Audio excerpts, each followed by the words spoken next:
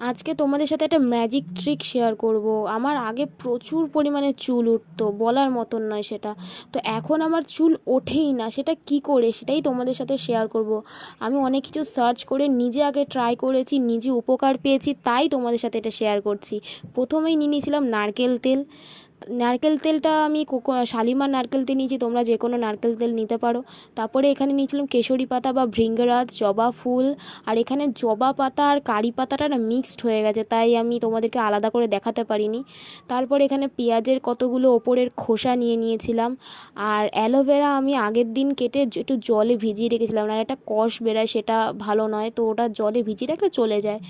আর এখানে আমি নিয়ে নিয়েছিলাম মেথি, কালো জিরে। এবার আমায় কি করতে হবে, তেলটাকে আমি আগে থেকে কড়াইয়ে ঢেলে রেখেছিলাম। আর এখানে জবা ফুলের যে ডান্ডিটা থাকে এটাকে আমায় একটু ভেঙে নিতে হবে। ভেঙে আস্তে আস্তে সব কটা ইনগ্রেডিয়েন্টস আমি তেলের মধ্যে দিয়ে দিলাম। কেশরী পাতা, পেঁয়াজের খোসা, কারি পাতা, জবা পাতা সব আস্তে আস্তে তেলের মধ্যে দিয়ে দিলাম। এবার দিয়ে দিলাম মেথি, না মেথির আগে দিয়েছিলাম অ্যালোভেরা। অ্যালোভেরাটাকে খুব সরু সরু করে কেটে দিয়েছি। তারপরে মেথি, কালো জিরে, অ্যালোভেরা সব দিয়ে এগুলোকে খুব ভালো করে মিশিয়ে দিতে হবে। কীভাবে মেশাবো, চামচ দিয়ে, একটা চামচ দিয়ে ভালোভাবে তেলের মধ্যে এগুলোকে ডুবিয়ে দিতে হবে। ভালোভাবে এগুলোকে ডুবিয়ে দেওয়া হয়ে গেলে গ্যাসটা জ্বালিয়ে দেবো। আর গ্যাসটা কিন্তু একদম লো ফ্লেমে রাখতে হবে, না হলে কিন্তু সব পুড়ে যাবে। আর এটা ভালো করে ভাজতে হবে।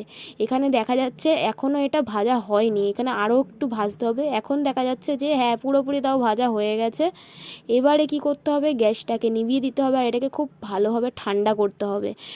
মনে রাখতে হবে যে ভালো করে ঠান্ডা করে তারপরেই কিন্তু এটাকে নামাতে হবে। ভালো করে ঠান্ডা হয়ে গেলে একটা পরিষ্কার কাপড় নিতে হবে, পরিষ্কার কাপড়ে এটাকে ভালোভাবে ঢেলে আর তেলটা ভালোভাবে চিপতে হবে একদম ভালোভাবে। আর ঠান্ডা অবস্থায়, কিন্তু গরম অবস্থায় কিন্তু এটাকে একদম হাত দেওয়া যাবে না।